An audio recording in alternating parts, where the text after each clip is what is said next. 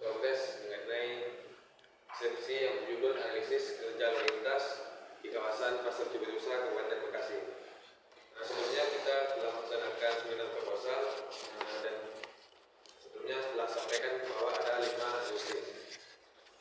Yang pertama itu adalah kerja lalu lintas.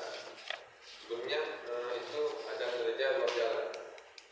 Di sini sudah dilaksanakan inventarisasi ruas jalan, yaitu pada jalan Medan Bukti Cibaduyut 21 dengan jalur tertinggi yaitu 7,2 meter, dan untuk jalan remda itu adalah jalan lingkar Cibaduyut. Selanjutnya mendukung kerja lalu lintas ada visi rasio. Setelah mendapatkan inventari maka dapat dihitung kapasitas jalan. Untuk visi rasio tertinggi itu pada jalan Medan Bukti Cibaduyut segmen 22 dan segmen 24. Dan untuk visi rasio tertinggi rendah itu pada jalan Poncol yaitu 0,39.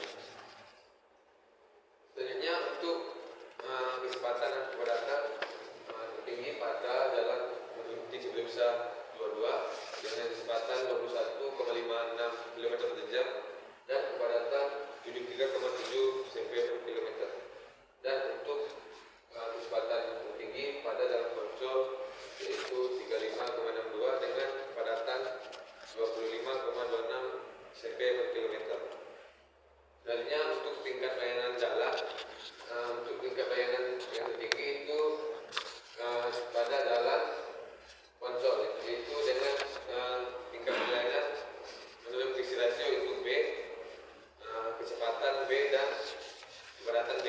Dan untuk jalan yang paling bermasalah atau tingkat layanan paling rendah itu pada jalan Medan Bukti Cibaduyut 22 dengan visi rasio dengan loss D, kecepatan E dan kepadatan F. Selanjutnya mengenai kinerja simpang. Untuk simpang yang paling bermasalah itu pada simpang Loji Cibaduyut dengan tingkat layanan berdasarkan kejenuhan itu D dan tundaan D. Sedangkan pada simpang 4 SMP 1 Cibaduyut itu memiliki tingkat layanan berdasarkan derajat kejenuhan B dan tundaan C. Selanjutnya analisis parkir. Itu terdapat 3 titik pada kawasan ini. Yang pertama itu ada on street pada jalan Medan Bukti Cibaduyut 23. Ini itu adalah yang 4 titik 4 SRP untuk mobil, dan untuk parkir on street terdapat 2 titik. Yang pertama bagian depan itu ada 20 SRP mobil dan 120 untuk motor. Sedangkan untuk yang samping terdapat 220 SRP untuk motor. Berikut hasil analisis parkir. Untuk indeks parkir pada jalan Medan Bukti Cibaduyut 23 dengan indeks parkirnya 88%, yaitu dengan akumulasi 7 mobil.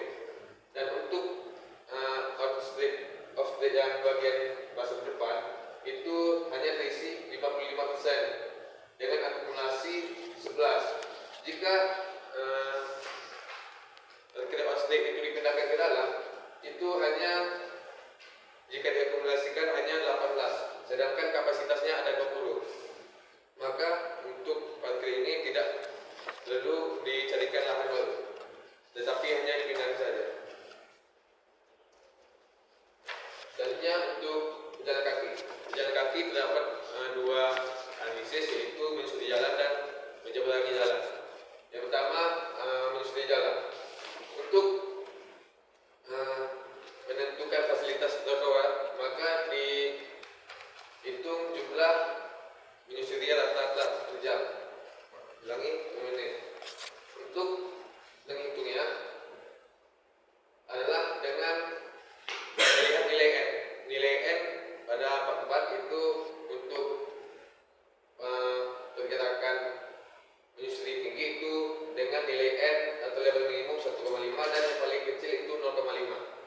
Maka dapat disimpulkan bahwa lebar trotoar yang dibutuhkan paling besar itu pada jalan Medan Bukti Cibarusah 23, yaitu dengan kiri 1,532 dan kanan 1,533. Dan untuk lebar paling kecil itu pada jalan Oncot, yaitu 0,514 untuk kiri dan kanan.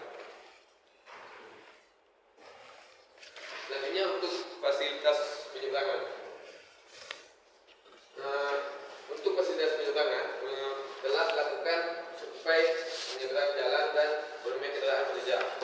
Maka didapat rekomendasi fasilitas, yaitu pada jalan Medan Bukti Cibarusah 23 dan segmen 24 bahwasanya akan diadakan pendidikan dengan pelindung. Selanjutnya untuk menentukan fasilitas tempat penghentian angkutan umum. Pada bab 4 telah disampaikan bahwasanya ada bagian alir untuk penentuan fasilitas tempat penghentian angkutan umum ini. Untuk jalan atau angkutan umum yang dilalui itu tidak dimungkinkan untuk dibuat lurus karena jalannya kecil. Dan untuk jalur lalu lintas itu tidak mencapai 5,75 meter ke arah. Maka dilanjutkan dengan tahapan apakah perlunya dibuat halte. Karena di kawasan tersebut adalah permintaannya tinggi, maka halte perlu dibuat. Dengan itu maka dapat disimpulkan bahwasanya penghentian tempat angkutan umum itu berada pada kelompok jenis 5. Jenis 5 yaitu akan dibuatkan halte. Sekian yang dapat saya sampaikan. Mungkin ada koreksi ataupun tambahan dari Bapak Presiden. Ya, terima kasih Agung ya. Silakan disiapkan alat tulisnya, bisa ditulis.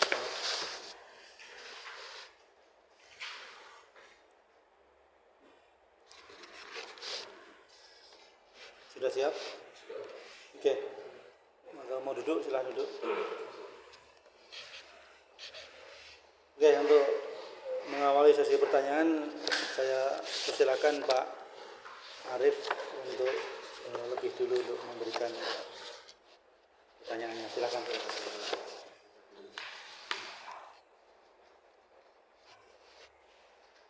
Ya, jadi waktu dari penelitian kamu ini apa?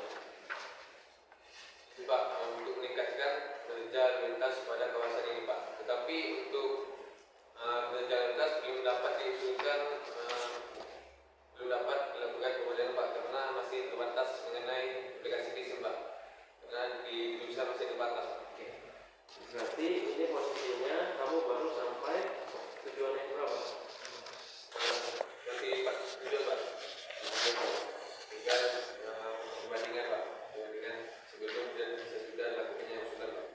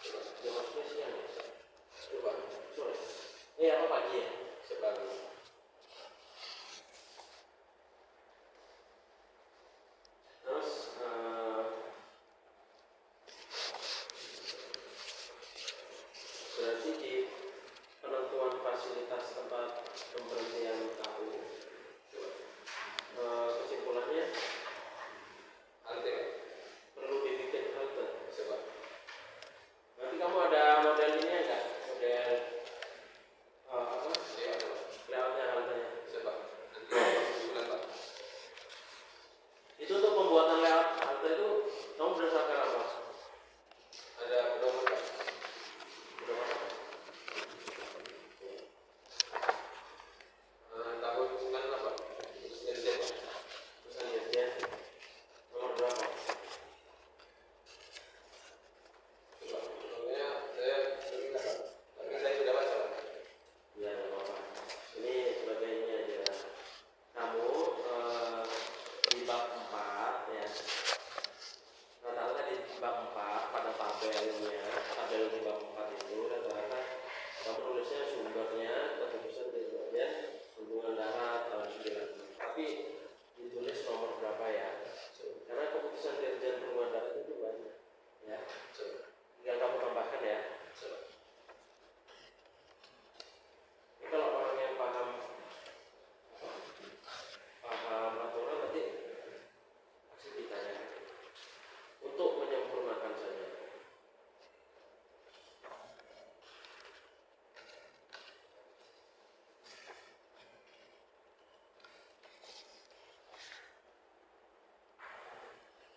Terus aplikasi Visim hanya tersedia berapa yang ini? Laptop banyak Pak. Jadi bisa dipakai Pak. Dan pakai itu Kalau yang pakai student nggak bisa ya? saya Pak Tidak ini ya? semua Pak. Ada Tidak batas semua ya? Pak. Karena Saya free ya? iya Pak, saya sudah coba Pak. Ya udah segera itu. Gimana di perpustakaan? Terpilih Pak. Jurusan. Jurusan.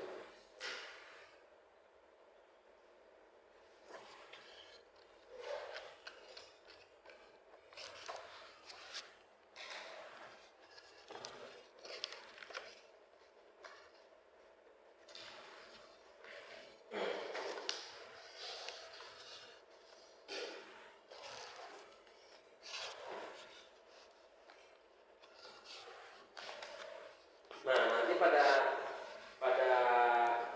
tujuannya yang kelima kan nanti kamu memberikan usulan alternatif terkait fasilitas parkir, fasilitas berjalan kaki dan fasilitas tempat berteduh.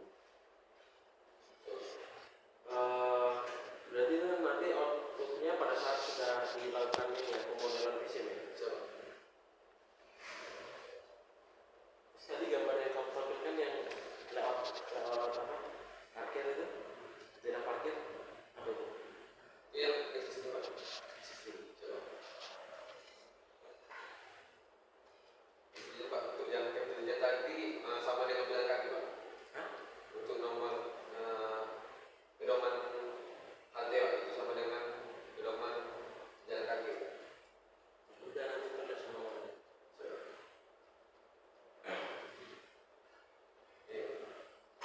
Itu halte, untuk kerja umum. Jadi masih satu. Itu kan ada ini ada flowchartnya kan. Ya. Ini yang tempat penelitian tadi Pak, untuk menentukan apakah di halte atau tidak.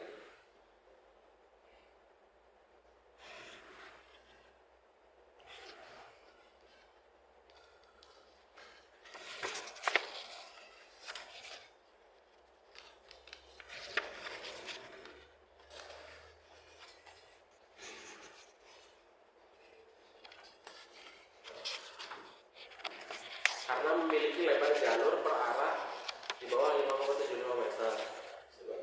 Nah, jika melebihi 5,75 itu tidak, lanjutannya bukan ke sini Pak, tetapi itu iya Pak. Dan itu nanti kelompoknya bisa jadi 3 atau 7 Pak.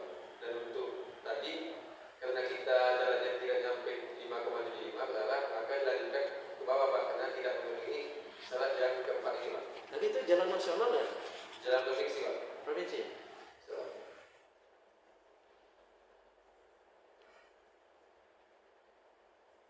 Benar ya? Tidak lebih dari 5,75 ya? Pak, untuk dua arah hanya 7 Pak, dan untuk berarah itu hanya 3,5 Pak. Per arah ada 3,5.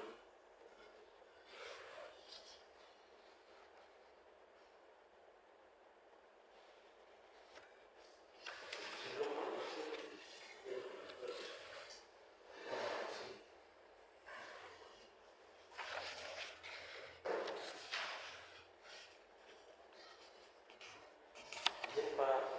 Bisa jadi sementara itu. Ya, terima kasih Pak Arif. Udah dicatat? Semuanya udah tulis? Ya. Oke. Giliran saya ya, Agung ya. Jadi dari mungkin menyambung dari Pak Arif tadi terkait dengan tujuan. Kamu baru mengerjakan 4 ya? Yang terakhir belum? Oke, nanti bisa ditambahkan. Saya ingin yang pertama di halaman 54 itu kamu tampilkan di awal itu langsung banyak gambar gitu ya. Upayakan nanti di paling atasnya ada kamu jelasin dulu apa, kamu jelasin apa gitu ya. Ada pengantarnya itu satu alinea gitu ya. Jadi di ada tata nasihat juga kamu mau menjelasin apa sih, misalnya inventarisasi ruas jalan, kamu jelasin apa ya, di narasinya dulu ada. Kemudian ini bertumpuk-tumpuk gambar ya. Silakan nanti juga di bawah gambar kamu jelasin, di bawah gambar kamu jelasin, kecuali kalau gambarnya gambar 1, gambar 2 itu ada hubungannya, mungkin satu saja jelasinnya, nggak apa. Tapi kalau gambarnya beda-beda kamu harus jelasin apa ya, maksudnya ini visualisasi ini untuk apa gitu ya, paham nggak? Ngerti ya, nanti ke depan seperti itu. Oke, saya mau tanya di tujuan pertama kan menganalisis kinerja ruas jalan, kesimpulannya apa dari yang kamu dapatkan di tujuan 1 dalam kamu menganalisis kinerja ruas jalan ini? Ada di halaman berapa?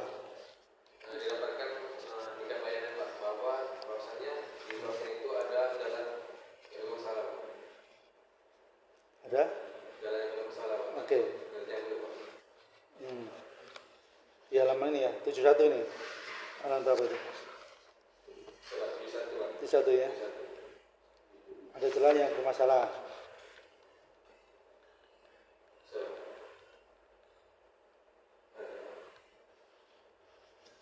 Oke.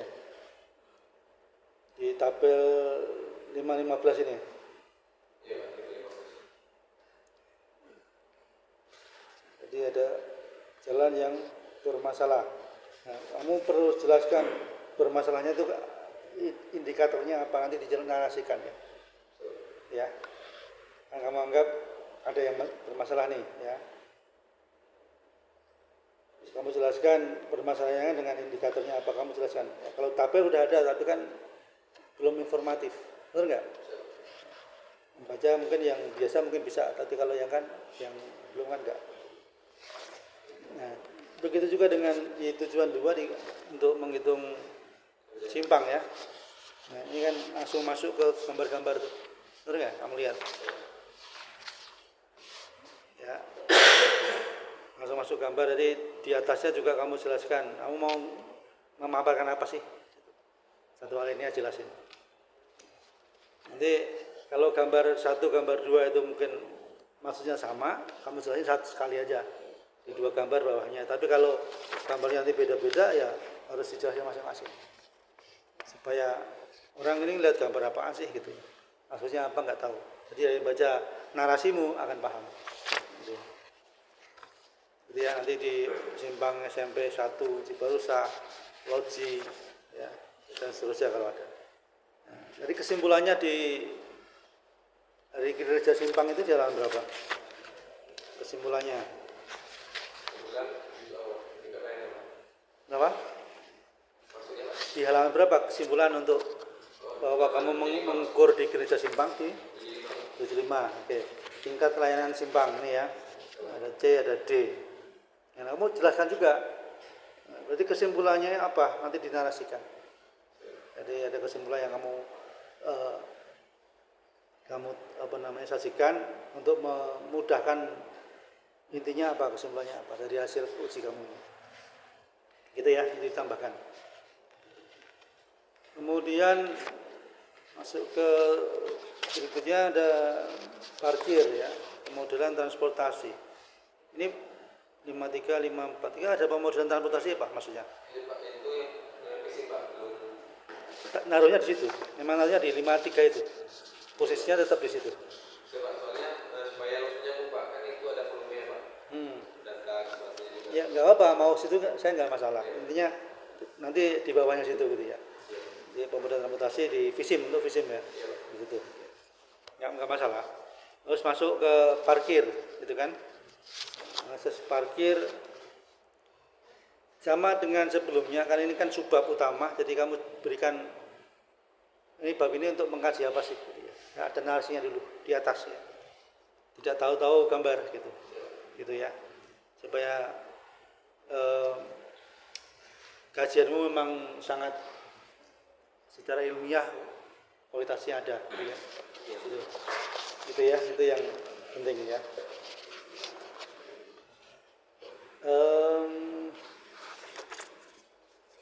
Itu kemudian kesimpulan untuk parkir di halaman berapa kesimpulannya dari beberapa Indeks Pak, halaman 79 Pak. 9.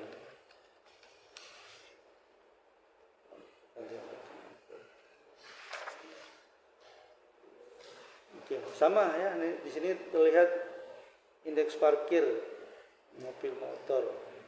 Ya. Ini sudah ada di indeks parkir terendah di pasar Cirebon bagian depan 55% itu mobil ya. Oh, ini udah ada lah ya. Mungkin kalau kamu mau tambahkan lebih jelas lebih bagus ya. Jadi intinya yang saya sampaikan dulu, di masing-masing tujuan itu kamu ada kesimpulannya masing-masing. Kesimpulan di tujuan itu di subbab itu ya. Nanti ada kesimpulan di utama di belakang, di bagian kesimpulan di sendiri nanti. Dia ada sendiri. Meskipun nanti ada kaitannya dengan itu, disambungkan itu aja. Lebih mudah nanti. Menarasikan akan lebih mudah. Kemudian pejalan kaki ya. Pejalan kaki. Ini data pejalan kaki. Nah, ini kan udah ada narasinya, sudah ada lumayan lah ya. Kemudian ada tabelnya. Kamu data pejalan kaki dari berbagai ruas yang kamu kaji kan, namun waktunya ya kamu tentukan semuanya, menyusuri kiri kanan oke. Ya. Tapi dari tabel ini kamu juga belum jelasin ini tabel untuk apa sih gitu. Langsung masuk ke bagian berikutnya gitu ya. Kamu tambahkan karena saya minta tabel gambar yang kamu kaji memang ada penjelasannya gitu ya, supaya bisa pertama memang lebih informatif, kedua memang kualitas secara ilmiahnya bisa bagus gitu ya. Itu sih harap saya bilang. Jadi nanti ada di sini perjalanan menyusuri jalan, ada data-data yang disampaikan. Kemudian berikut juga dengan menyeberang ada ya. Nah, sini ada kamu rekomendasi ada pakai pelikan, ini sudah mengacu pada ini dasar kamu menentukan ini 81 nih. Kan ada pelikan tuh misalnya. PV kuadrat sekian ya. Kamu pakai pelikan itu dasarnya di mana? Ini harus kamu jelaskan juga. Di bab 4, tapi di sini di bab metode ya. Perlu kamu tambahkan nanti bahwa berdasarkan aturan ini untuk nilai PV kuadrat di atas sekian nanti ya pakai ini. Nah, ada di tabel ini gitu ya. Jadi langsung yang membaca bisa melihat tabel itu yang dimaksud. Oh ya benar. Kalau gini kan ini dasarnya di mana kok dapat pelikan? Kamu belum aja dasarnya. Gitu ya. Terutama yang ada kamu rekomendasikan ada pelikan ini. Nah, kalau yang tidak nggak usah, nggak masalah. Semua dari data hanya terdapat 2 segmen jalan yang direkomendasikan. Ini dan ini, oke. Nah ini kesimpulannya sudah sedikit agak lumayan. Tempat pemberhentian angkutan umum.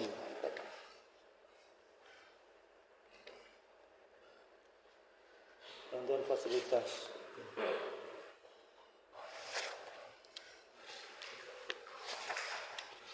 Nah ini di tempat pemberhentian AU ini kamu bikin flowchart ini tujuannya kemana ini, untuk apa ini? Supaya di sana itu parkirnya ini supaya lebih tertib itu hanya dari satu titik Pak. ini untuk membahas tujuan kelima atau bukan? Belum? Atau masih keempat? Masih yang ya Pak, ini kelima Pak. Jadi kelima itu ada usulan yang tadi Pak. Nanti sebabnya beda lagi Pak. Oke. Termasuk kalau berarti kalau ada berarti kamu nanti juga buat desainnya juga dong. Desain haltenya juga kalau Ya Pak. kalau ada usulan. Ya Pak, nanti usulan itu untuk layout nantinya Pak. Oke. Berapa titik tadi? Dua ya? Dua titik? Satu Pak. Satu aja. Satu aja. Jadi nanti kamu kaji lagi, kamu lanjutkan. Terus berarti rekomendasi salah satunya pakai halte, kamu desain juga kan berarti. Terus apa lagi selain halte? Fasilitas apa lagi yang dibutuhkan mengacu pada tujuan 5 itu? Fasilitas penyegaran tadi Pak. Nah, kan ini di tujuan 5 tuh kamu baca. Tujuan kelima itu kan ada menganalisis dan memberikan usulan alternatif pemecahan masalah terbaik untuk menyelesaikan kinerja lalu lintas, fasilitas parkir. Itu masing-masing akan kamu rekomendasikan atau hanya ada aja atau yang lain? Atau semuanya kamu berikan rekomendasi? Kamu baca di tujuan 5 itu. Sebab terima kasih semua Pak. Jadi, Kenapa? yang tadi kan sebab 4 mengenai jalan Pak. Itu hanya sampai analisis Pak. Dan nanti di usulan itu barulah Pak layout trotoarnya Pak, layout penyeberangannya. Oh, masing-masing kamu kasih. Sebab Ya, oke. Ya udah. Ya kalau bisa semuanya dikasih rekomendasinya masing-masing ini ya bagus gitu. Lebih ya kamu harus lebih kerja keras lagi gitu. Oke, saya pikir secara keseluruhan cukup bagus. Oke. Tinggal kamu lengkapin beberapa analisis yang untuk lebih ini ya, lebih informatif dan lebih ilmiah. Ini yang ini ya. Yang saya harapkan nanti bisa kamu perbaiki secepatnya. Mungkin demikian Bapak, ada lagi Pak? Siap, cukup Pak. Cukup ya. Mungkin itu hakim ya. Ya. Ya.